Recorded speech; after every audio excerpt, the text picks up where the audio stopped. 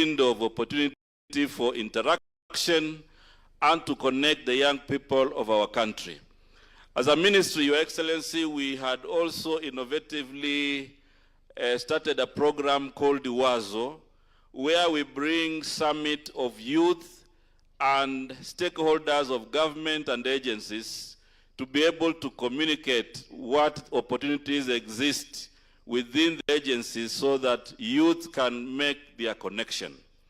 Your Excellency, the youth of our country are very progressive, they are very transformative, and for us, we don't view them as a crisis, but we view them as people who are creative, innovative, and they can really participate in building our country. And as we do that, Your Excellency, we know that the government has many, many opportunities, which some of them will be discussed here. Some of them have already been discussed as case studies, and as a ministry, we commit to ensure that we work to be more inclusive, so that even as we develop policies, legislation, we have youth participation at the center of all that we do in government. And therefore, Your Excellency, today is a very important day internationally, but it is also a day where we inspire action within the young people of our country. Mwisho, Your Excellency, nataka tu kusema kwamba wakati ambao vijana wetu wako na ndoto, wakati ambao vijana wetu wako na azma ya kuweza kutimiza ndoto zao za kimaisha, wakiwa binafsi, wakiwa family, wakiwa jamii, wakiwa kila sehemu ya nchi, ni muhimu kukumbuka kwamba wakati ndoto hizi tunaweza kuzitimiza tukiwa vijana, tunazitimiza tukiwa na taifa la Kenya ambalo limeungana, taifa la Kenya lenye amani, taifa la Kenya lenye miundo msingi ya kuweza kuheshimu sheria. Ni katika mazingira hayo ndio vijana wanaweza kufaulu. Haiwezekani kwa mtu yoyote kufaulu kwa ndoto zake za kimaisha katika mazingira ya fujo, katika mazingira ya kejeli, katika mazingira ambayo pia hayawezi kuruhusu sheria ya Kenya. Kwa hivyo tunavyoenda mbele, tunataka kusema kwamba fursa zitakuweko, fursa zitaendelea, vijana watashirikishwa, vijana tutazidi kuzungumza, lakini la msingi tuwe na nafasi ya kuwa na Kenya iliyo na amani, tuwe na nafasi ya Kenya ambayo inaweza kupata heshima katika dunia na katika Afrika. Na Mheshimiwa Rais, uongozi wako umeonyesha dhahiri kwamba sio tu mazungumzo ya changamoto na shida za vijana, lakini mazungumzo ya kupata suluhu. Suluhu zingine zinaweza kuwa zitachangiwa na vijana wenyewe, suluhu zingine zitakuwa za ubunifu. Na ndio maana Mheshimiwa Rais, uongozi wako kutoka nchi yetu iweze kujinyakulia uhuru, umeleta uongozi ambao una ubunifu katika kusuluhisha changamoto za Wakenya. Ni muhimu sasa Wakenya wote tuweze kukuunga mkono, tuweze kuunga mkono rais wetu, ili wakati anakuwa mbunifu kusuluhisha matatizo ya maendeleo na ya kijamii, tuwe na hali ambayo tunamuunga mkono, kwa sababu jambo la kuhakikisha kwamba tunabadilisha yaliyokuweko ni safari ambayo inahitaji ushirikiano mkubwa.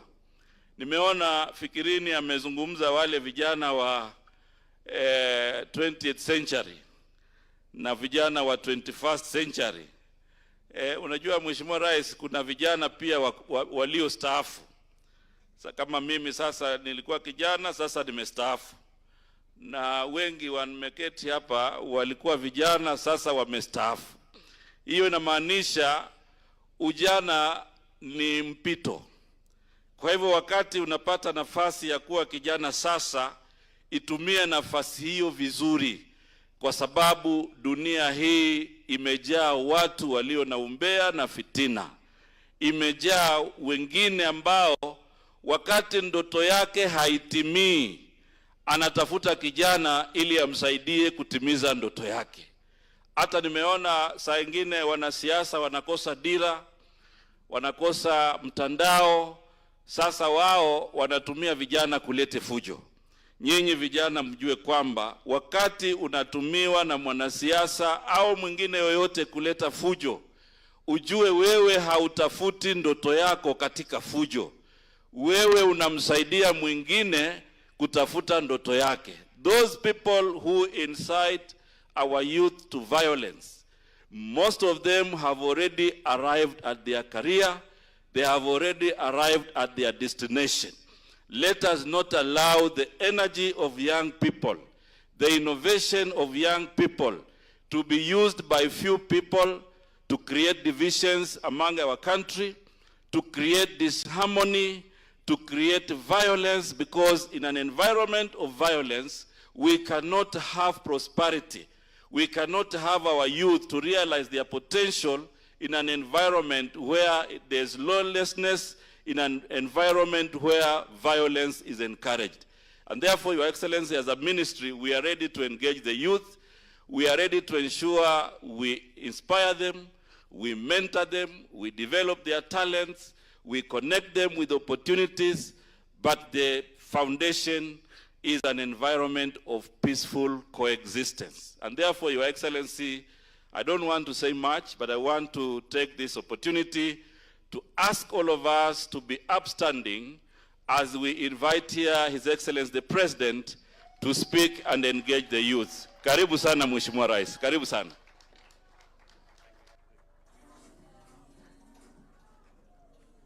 Asanteni sana, tafadhali mnaweza keti chini. Thank you very much. Ndugu zangu viongozi na viongozi pia wa vijana, hamjambo? Kakamega murembe, muri mwoyo? Wananchi wa Kenya, Bwana Yesu asifiwe. Assalamu alaikum. Leo mimi nimefurahi sana kufika mji huu wa Kakamega. Nimshukuru Vice Chancellor wetu wa chuo cha Masinde Muliro kwa kutukaribisha hapa. Mpigeni makofi, yuko pale. Niwashukuru pia wizara yetu wakiungana na county government ya hapa Kakamega kwa kupanga hafla hii, a very important occasion for us as a nation, that we are very proud of our young people, their knowledge, their energy, their innovation, their expertise. And today we come here to celebrate the International Young People's Day. The single most decisive force that will shape Kenya's destiny is not oil, is not gold, or any other natural resource. It is the young people. For generations, young people have been referred to the leaders of tomorrow. But our youth are the builders of today, the architects of the future, and the driving engine powering Kenya's rise to greatness. I have seen it in many places. I have seen it with the Harambee Stars.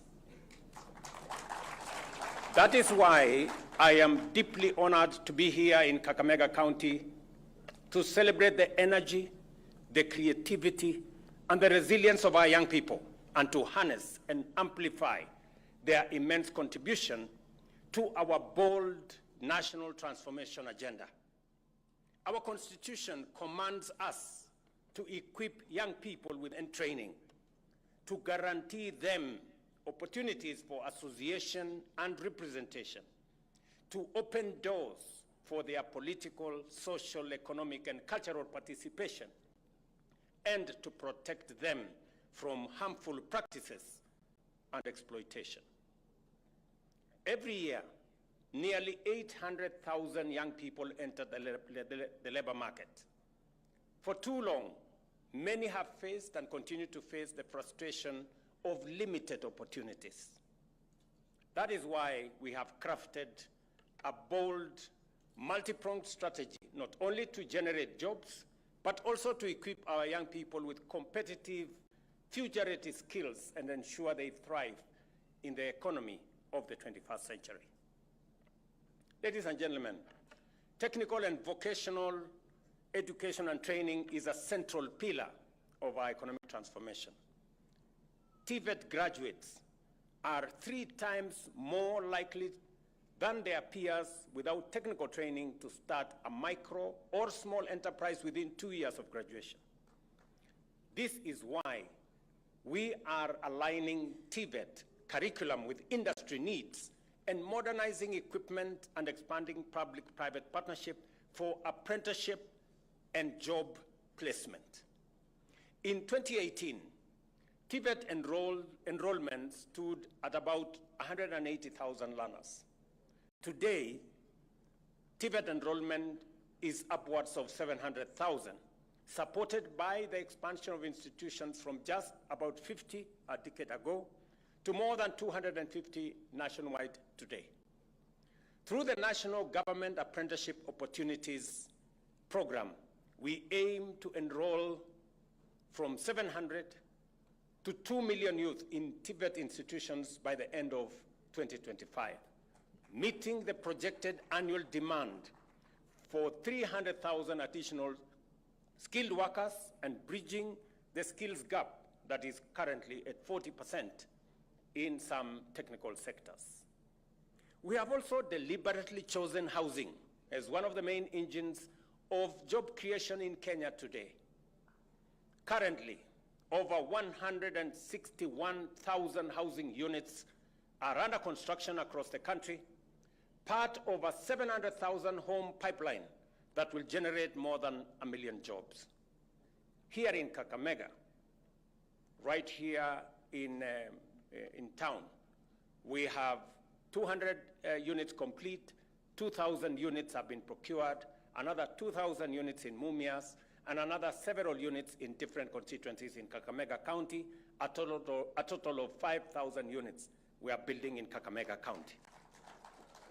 About 320,000 young people are already working in affordable housing program, with numbers set to double in the next 2 months. I have said that in the next 2 months, we want to escalate the number of young people, whether they are electricians, technicians, plumbers, engineers, quantity surveyors, architects. We want to increase them to 640,000 in the next 2 months. We have already advertised 4,000 internship positions for young professionals that are coming out of universities and our TVET institutions through the Public Service Commission. We will engage architects, engineers, surveyors, IT specialists, marketers, and other specialists, placing them in housing projects and municipalities across Kenya. Our goal is to expand these opportunities so that by January next year, in the next 6 months or so, 10,000 interns will have been placed in affordable housing program where they will gain skills, build networks, and acquire the experience needed to launch their careers. Through Climate Works program, we are advancing both economic and climate resilience by implementing labor-intensive environmental projects, restoring ecosystems through tree planting, cleaning rivers, and greening public spaces. Beyond the environment, Climate Works also drives jobs in roads and housing construction and urban development. We began with Nairobi-based cohort, and I am especially very proud that 45,000 young people are spearheading the Nairobi River regeneration, transforming riparian into clean, green corridors.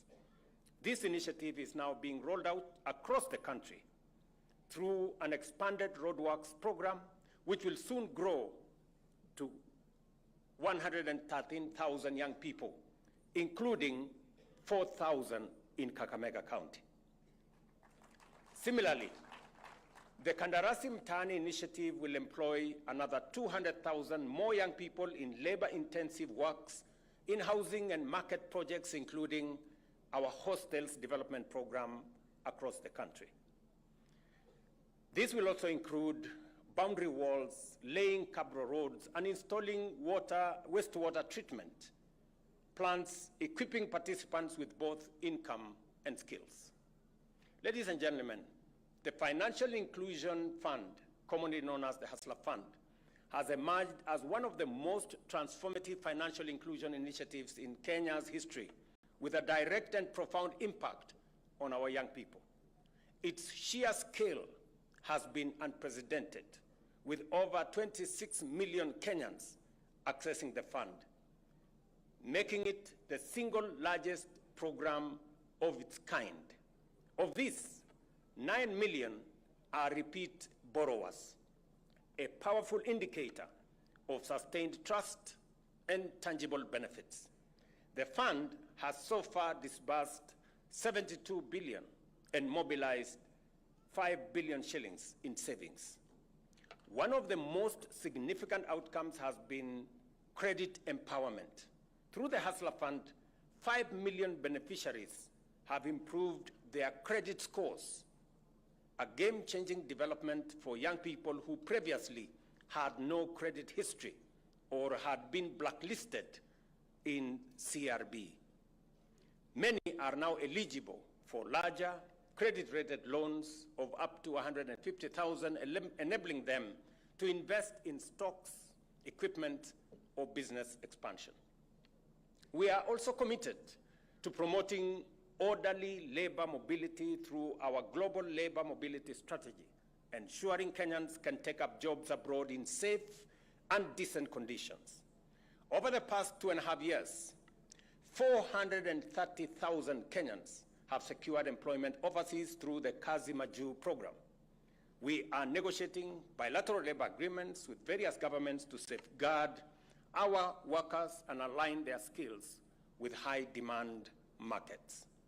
Through the WESO Fund, we are financing air tickets, visas, and settlement costs for Kenyan youth taking up jobs abroad. In this pilot phase, Kenya shillings 200 million has been already provided and already supports 225 young people. Equally, over the past year, the Youth Enterprise Fund has provided mobility-ready support, including pre-departure training, certification assistance, and financial literacy to prepare our young people for international employment and successful reintegration. And the Youth Fund has disbursed 244 million, enabling 2,271 young people to secure jobs in various countries abroad.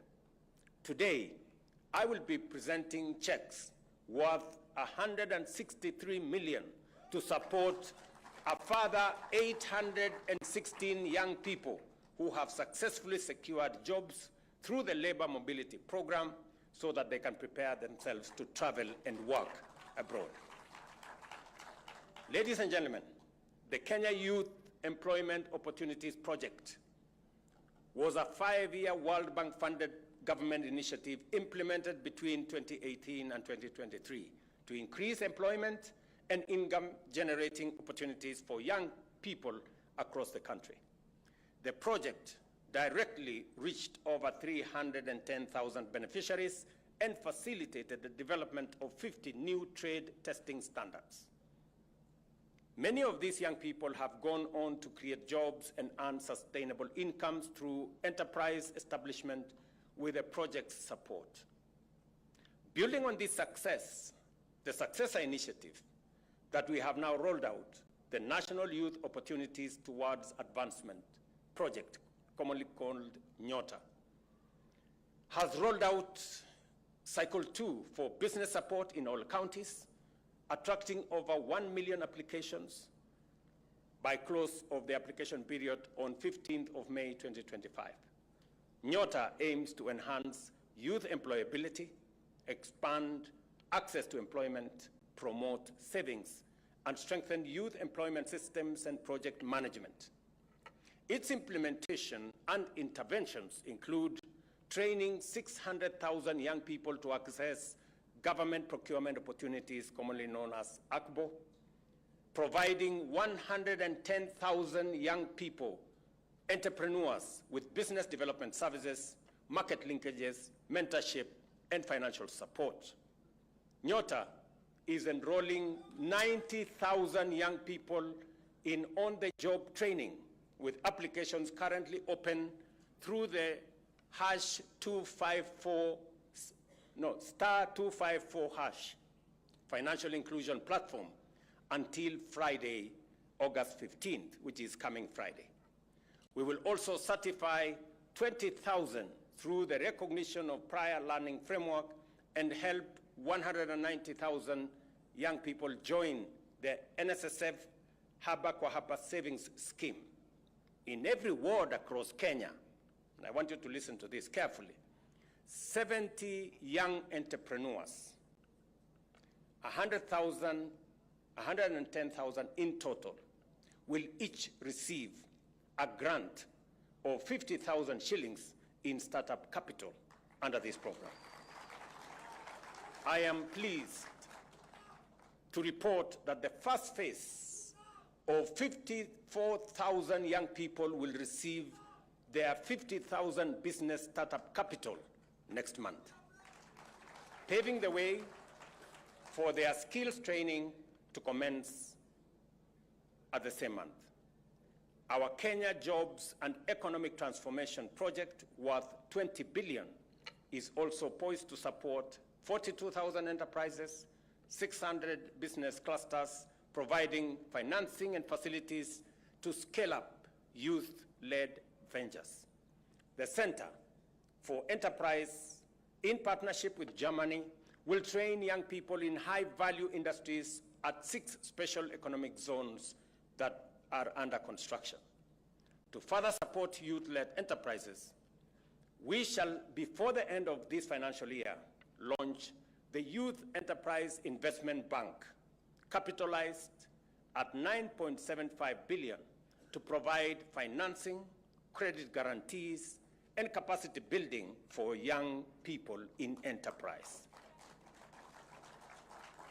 On the digital front, our digital superhighway agenda has reshaped Kenya's economy, placing technology, innovation, and youth at its core. We have expanded digital infrastructure by over 24,000 kilometers of fiber, linking urban centers to remote villages. In 2022, public Wi-Fi hotspots were rare.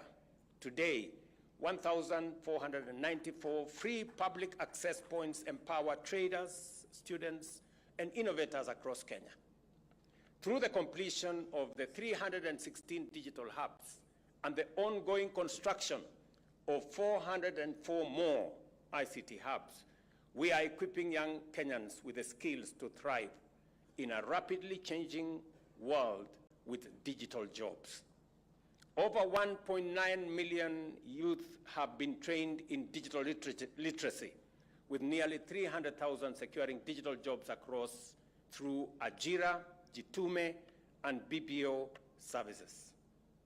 Ladies and gentlemen, these programs form the engine of a youth-powered economy. They are the pipelines of opportunity and demonstrate our unwavering belief that when our youth rise, Kenya rises. With determination, hard work, and focus, we can indeed realize our overarching objective of creating at least 1.2 million jobs annually. Let me stop here because I want an engagement with the young people. I did ask the organizers that maybe we should have a fireside chat here, or maybe an engagement, because I want to listen to some of the young people in this audience have to say. And I want to answer some of their pressing questions. and I want to engage so that we can take our country forward. We want to have an informed conversation. You know, we do not want to engage in rumors, in propaganda, in fake news, in distorted issues. We want to engage on matters that are important to the young people of our nation. Because I have said before, and I will repeat again, as a country, our greatest asset, the biggest asset we have in Kenya, is our human capital. And that human capital, the biggest portion of that human capital is the young people of our nation. If we are to succeed as a country, we can only succeed if we bring on board the largest sector of our society, the people with the energy, with the innovation, with the talents, with the expertise, with the knowledge, the young people of our nation. If we bring them into the equation, and if they influence how we go forward, we will succeed as a nation. And that is my mission, to make sure that we put the young people of our country at the center of our planning, of our policy, of our legislation, of our progress. That is how we are going to succeed as a country. And this moment, this day, the International Youth Day, provides us with that opportunity for us to engage with the young people of our nation. And I am looking forward to that engagement so that I can explain to you what we are doing. You can ask me the questions on what we are doing so that we can have an engagement that is mutually beneficial, both to you as the young people of our nation and to us as the leadership of our country. Thank you very much, and God bless you. Tumpongeze Rais tafadhali kwa makofi.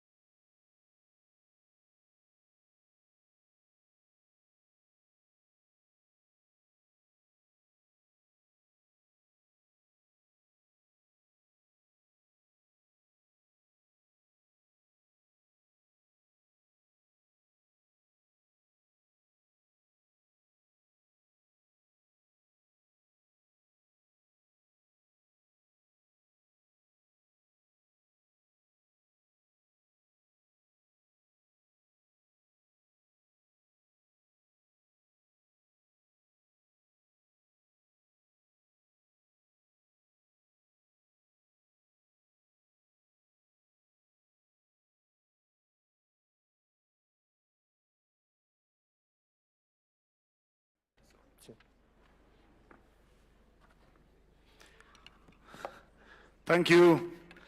Thank you, Your Excellency, for this opportunity. Vijana mko? Nataka nione vijana power. Asante sana. So, Mheshimiwa Rais ameamua kutupanga. Amesema sasa mara nyingi nyinyi mmesikia wadosi wakisema kwenu. Sasa leo anataka nyinyi nanyi mseme na yeye. I should start. Yeah. Let me start so that you know what I want us to discuss about, and you can ask me whatever questions you have. Are we together? Muko tayari na maswali? Let me start. Let me say the following. Today is International Youth Day, siku ya vijana. The United Nations set aside this day so that we can celebrate the young people globally. And we use this occasion to celebrate the young people in Kenya. And let me say that, as I said in my statement, the single most important asset that we have as a nation is the young people. The single most important asset is our human capital. It is much more important than any resource that we have. It is more important than gold. It's more important than all the things we can do. That is why, intentionally, I have decided that we are going to invest sufficient resources in making sure that we develop our human capital. How so? You know, if our human capital is the most important asset that we have, we must sharpen it. We must have proper knowledge. We must empower our human capital through knowledge, through training, and through skills development. And that is the reason why the first assignment that I took into consideration when I was elected president is to make sure that I sort out education in Kenya. You remember when we were campaigning, many people were asking why we should continue with CBC. Many were saying CBC should be abolished. Many were saying our universities, in fact, they were not saying. The reality is that our universities were struggling, including Masinde Muliro, because of the funding model that we had that time. And therefore, it was necessary for us to organize education. Why did I take up that responsibility? Because it's a very difficult responsibility. Because dealing with children, dealing with parents is not a very easy thing. In fact, I was told by my predecessor that this one is very difficult. And that is why many people did not want to touch reform in the education sector. But I had the option of doing nothing about our education sector because it is difficult. But I also had the other option of doing something about it. Maybe difficult, but getting it right. And I chose the latter. That's why I put together a task force led by Professor Munavu, put our education experts together, and they came up with a plan that we have implemented. In that plan, we have sorted out our CBC challenges. We have sorted out the transition from ECD to primary school, to junior school, to senior school, and now to university. The pathway is now clear for all parents. It was also necessary to close the gap on teacher employment. If there are representatives of NAT here, they will tell you we had a gap of 116,000 teachers that were not in class. It is the reason why by January next year,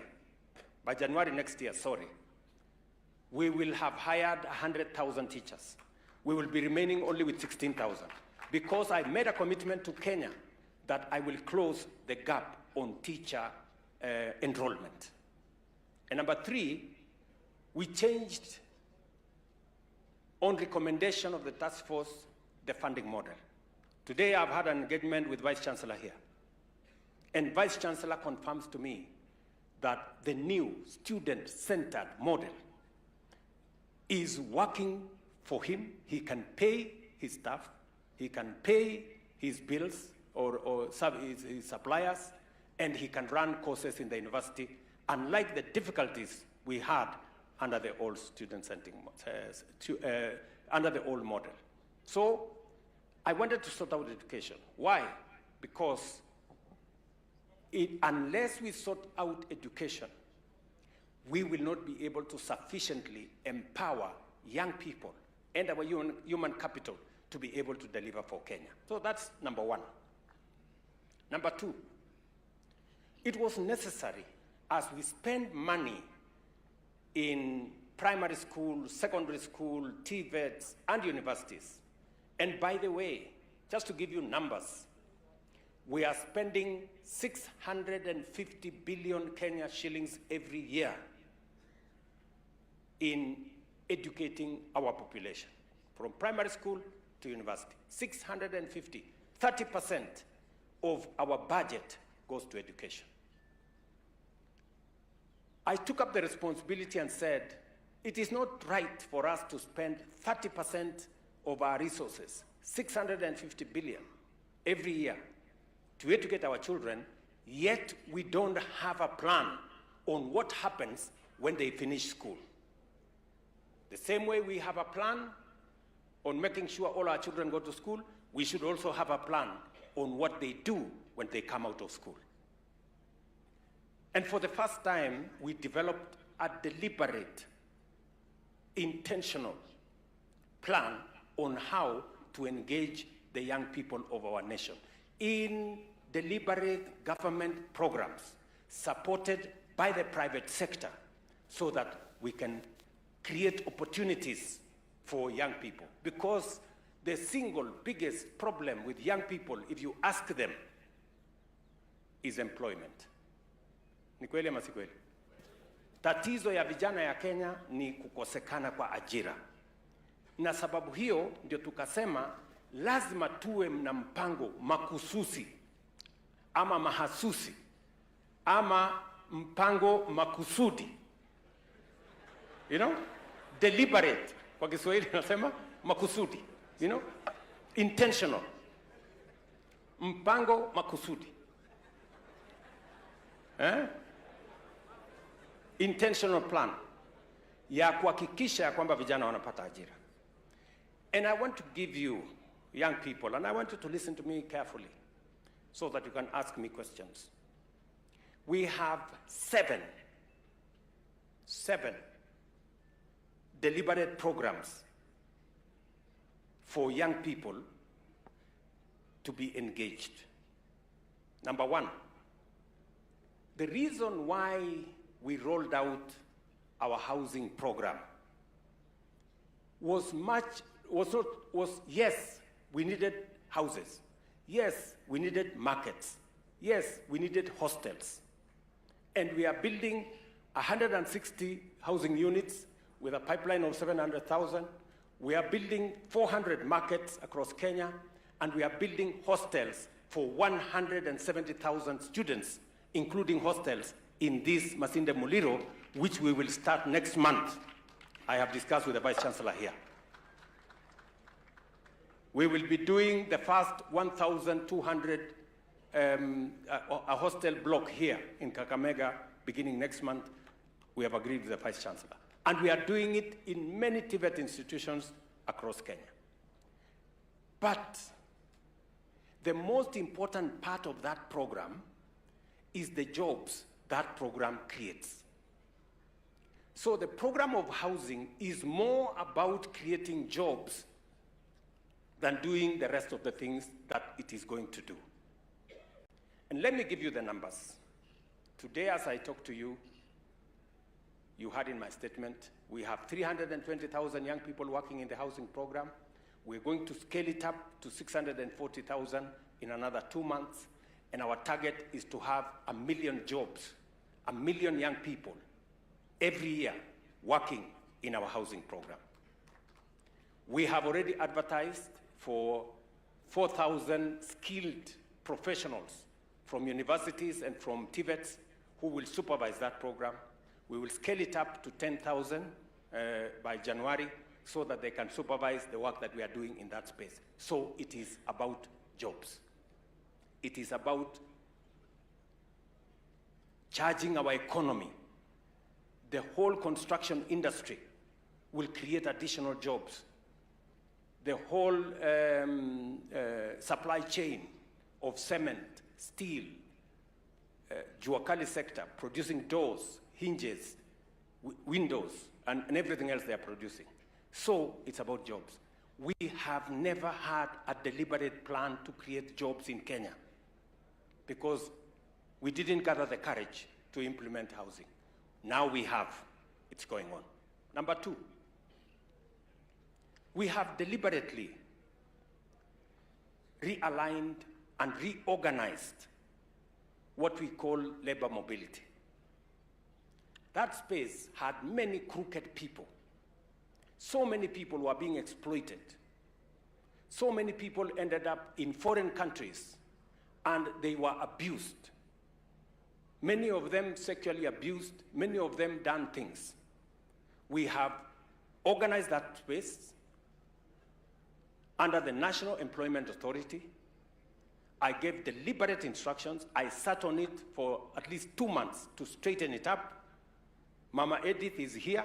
She's now the CEO of that organization. And through that organization, we have also signed under our Kazi Maju program, when I appointed deliberately a principal secretary to take charge of our diaspora issues and to manage relations between Kenya and other countries. We are signing bilateral labor agreements with them. And today, I can tell you, as I have said here, in the last 2.5 years, 430,000 Kenyans have gone abroad to work. Some of them have come back.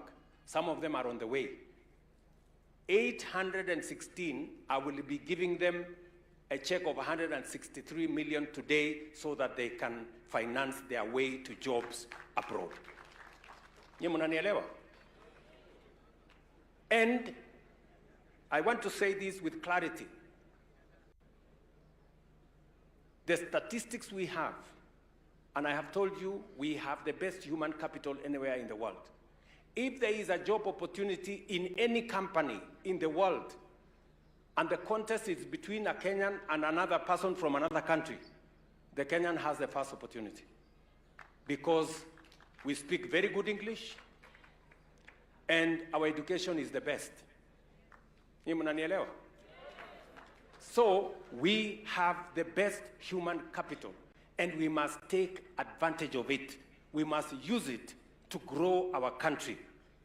And because of the labor mobility program, our diaspora remittance in the last 2.5 years has increased from $4 billion to $4.95 billion. Our diaspora remittance is the single largest foreign exchange earner for our country because of the young people, because of the people of Kenya who work outside our country. And that is why I took it as one of the places where it needs government to organize. I have now sufficiently organized that sector, and I can confirm to you that any Kenyan who is now going to work abroad, we know where they are going to work, what job they are going to do, how much they are going to earn, and how we are going to support them when they run into trouble in those countries. The days when Kenyans suffered outside Kenya without any government support are behind us because we now have an organized system. That is project number 2. Project number 3 is our program that I told you about on